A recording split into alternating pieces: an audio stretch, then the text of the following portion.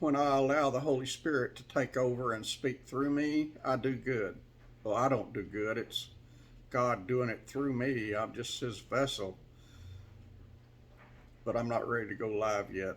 And plus, I think there are some restrictions. I think you have to have X number of viewers, subscribers, before you can go live. And I can't remember what all the I read about it a while back. It's been a while back, and I don't remember what all the guidelines are. But I don't think my little channel is uh, can qualify right now to for me to go live. I will check into that soon to see how it works, because I haven't really been interested in it before. But now that we are developing a rapport on here, I think it would be fun. I'm just not ready to do it yet, and I don't know if I can do it yet, depending on what guidelines YouTube has. So I'll be checking that out. But I just wanted to sit for a minute and thank you. Y'all are precious people. You really are precious people. And I'm calling you dear, and I'm calling you precious, and I hope that doesn't bother you. It's just, to me, you are dear people. You are precious people, and I pretty much write what I feel. So I hope it doesn't bother anybody. Uh, you're all good people, and I do enjoy the rapport that we have developed here. It's really good, and it's good for me, and I hope it's good for a few of you. Today, I've been alluding to the fact that I'm having some serious health issues going on, and I try not to portray it on my videos because that's not what my videos are about. But I've got some serious problems going on, and I've had a problem with my doctor. Back in 2015, I was diagnosed with stage 4 cancer in November of 2015, 7 years ago this month. And I was told I had 4 to 6 months to live, and I refused chemo. I didn't want to go that route. I had visited a lot of people in hospitals and seen that chemo would extend their life a little bit, but they had a torturous life, the rest of their life, because of what chemo does to a person's body. And I told myself, and just about everybody I visited in hospitals was in hospital because of cancer. Down there on the Texas Gulf Coast where I moved from, there's chemical plants and oil refineries all over the place, up and down the coast there. And I don't know if that has anything to do with it. I'm not saying it does. I'm not saying it doesn't. I don't have a clue. But it's just ironic that so many people down there has cancer. And, I've never seen so many friends and so many neighbors anywhere I've lived in the world that had so many, a large percentage of them there had cancer. And I wound up with it. And everybody on the street I lived on out in the country, everybody, well, not everybody, but every family that lived on that street, there was at least one family member on that street that had cancer. I think I was the last one, and then after me, another one got it, and I think he was the last one, and then everybody else had it. And so, and I live south of Houston, near Galveston on the coast, and I would go visit people in my county in the hospital, and in the neighboring county in the hospital, and in the big medical center, Texas Medical Center in Houston, which has 200 and something hospitals in it.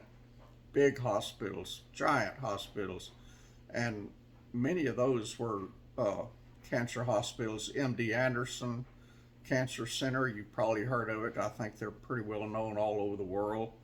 I've been in all of those hospitals, and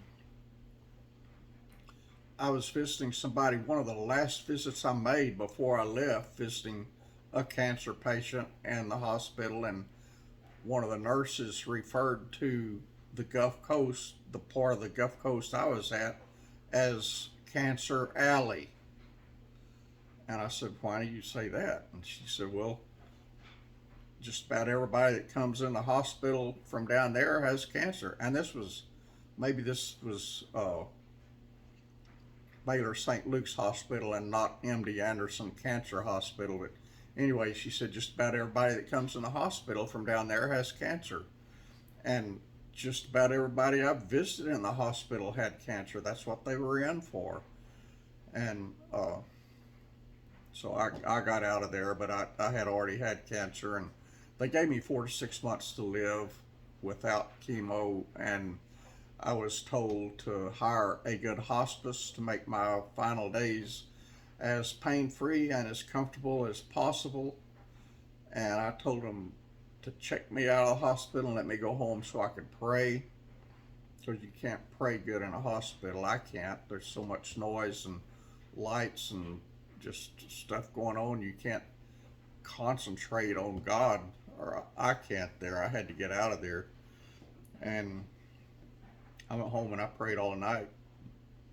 And then the next day, the Lord started showing me natural cancer remedies that He made, and not some that was made in a chemical lab and called a medicine or a drug. And so that's what I did. And I never went back to the oncologist. I never took one hospital cancer treatment, but I took a bunch of God-made cancer treatments. And because I never went back to the hospital, I can't say for 100% that I was cured, but I lived way longer than the 4 to 6 months they said I'd live. And I resumed a very active, very vigorous life working on my farm there, which was hard work, pretty much from sun up to sunset, just about every day. So and all my symptoms went away. They just disappeared. So I am convinced that I was cured of cancer. But the last few months, I've got all those same symptoms again, and it is kicking my rear end, friends. I have felt horrible, really bad. I've got stomach pain. I had stomach cancer and intestinal cancer before. My stomach is hurting all the time, and I mean, it's pain so bad that I can't hardly stand it. And I keep talking to my doctor about it. She wants me to go in the hospital and have all these tests done to see what it is and to come up with a diagnosis. And I pretty much know what it is because I've been there before, and the symptoms are the same, exactly the same. And I don't want to go that route again. I don't want to hear that diagnosis again. So I've been staying away from her, and I guess because I've got in my wallet, I've got written doctor orders to go to the hospital, and I never went. And then she said, "Okay, if you're not going to go check in, let's get you there and out as an outpatient and run some tests." And I've got those written orders in my wallet also. I never did that either. So she stopped tipping me.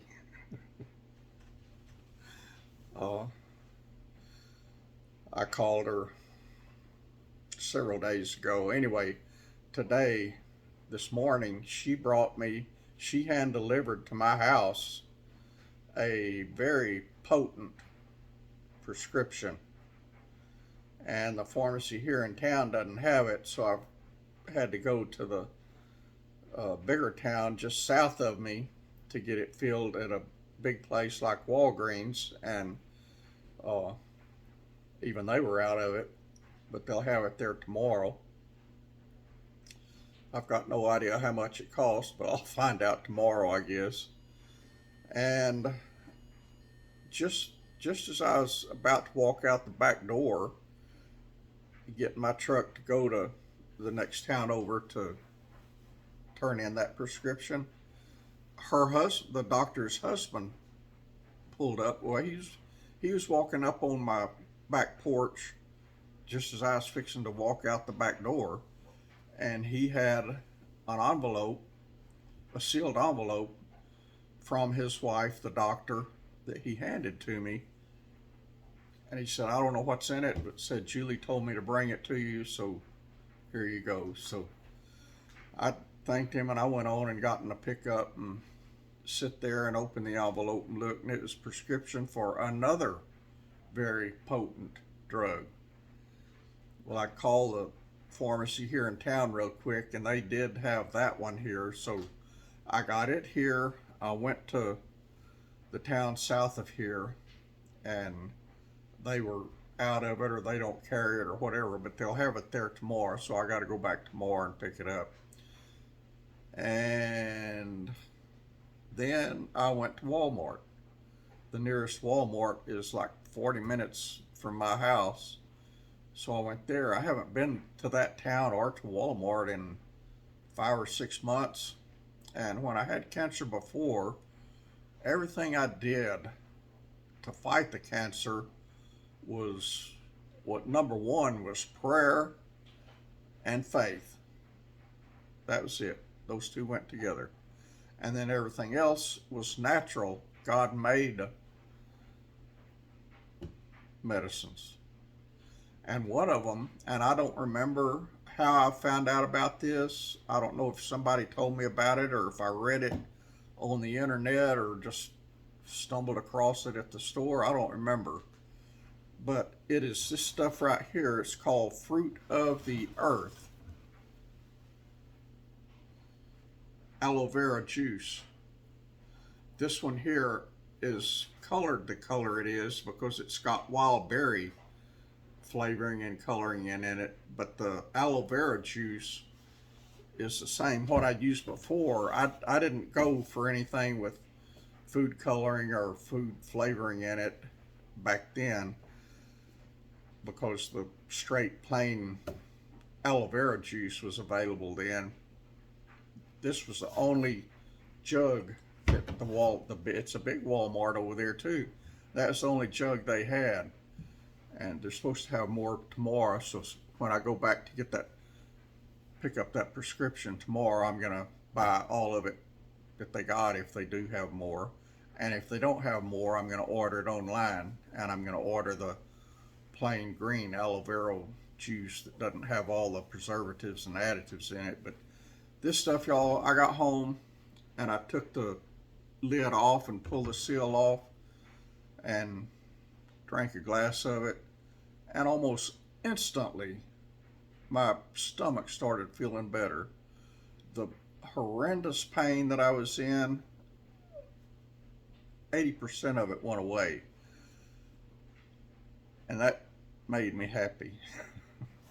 So I'm going the all natural route again, and it may not be cancer. I don't know what it is. The doctor doesn't know what it is. She wants me to find out what it is, but I don't want to find out. I'm just going to start treating it the same way I did before. And I also used Essaic tea, Essiac tea.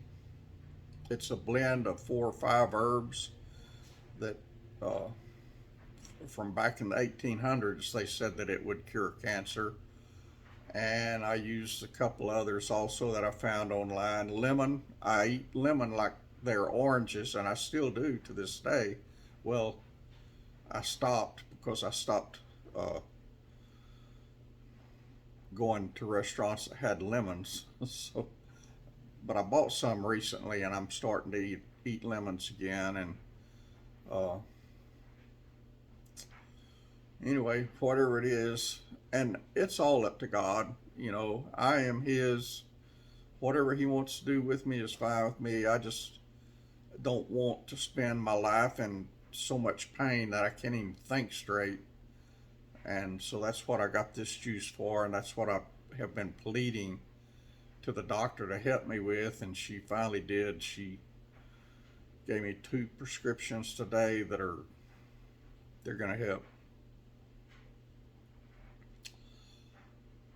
came home. Well, I bought a bunch of stuff. I bought some uh, cold winter clothes. I've got some, but I don't like doing the laundry very often, so I bought some more today and bought some insulated socks and came home. And I usually do the laundry on Friday or Saturday. I did all the laundry today. The last load is in the uh, dryer now. I put it in the dryer just before I started the videos.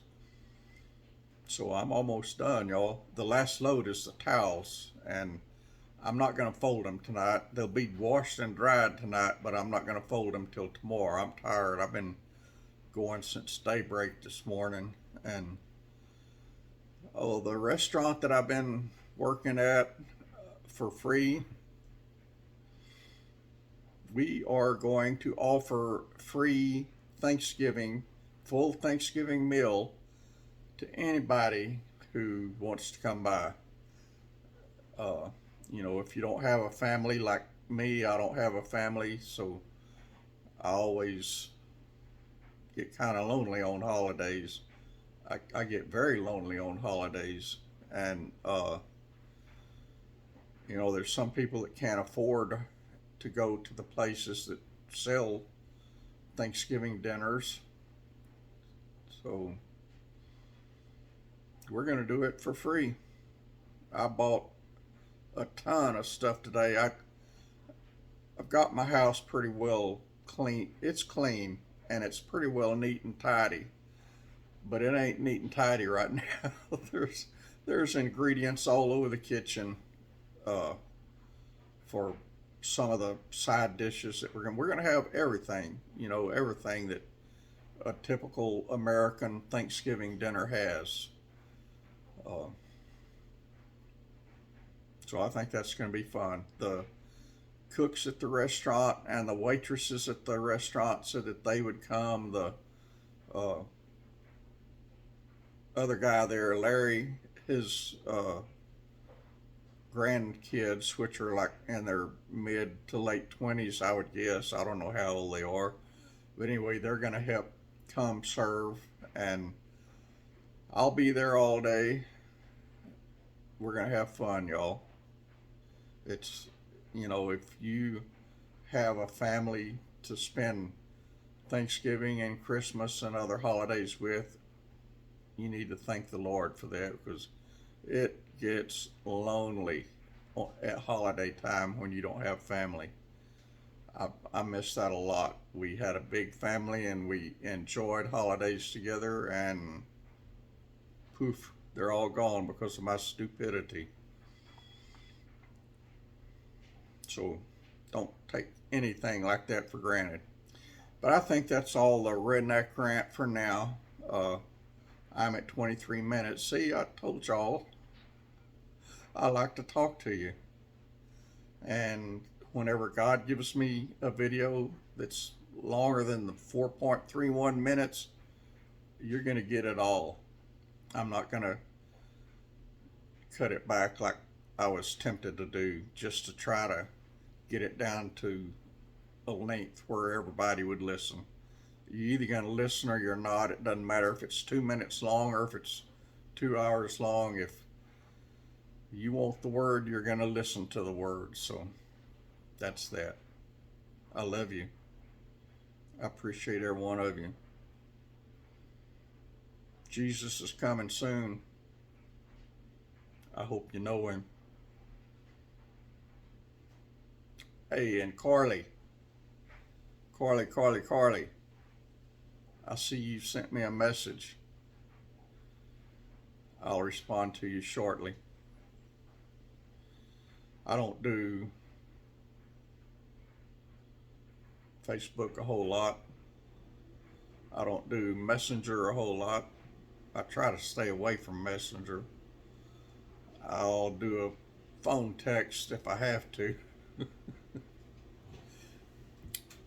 But I do want to keep up with everybody. So I will respond to you. I didn't know it was there. I don't even know when you sent it, but I noticed it just as I was getting ready to make the other video, and I had that content on my mind. I wanted to get that done while it's fresh on my mind, because stuff doesn't stay fresh on my mind very long anymore. I love y'all. I'll talk to you maybe tonight, because I do have some more stuff I'd like to share, but I got stuff to do, so I don't know. Later tonight or tomorrow, friends. Y'all have a good evening.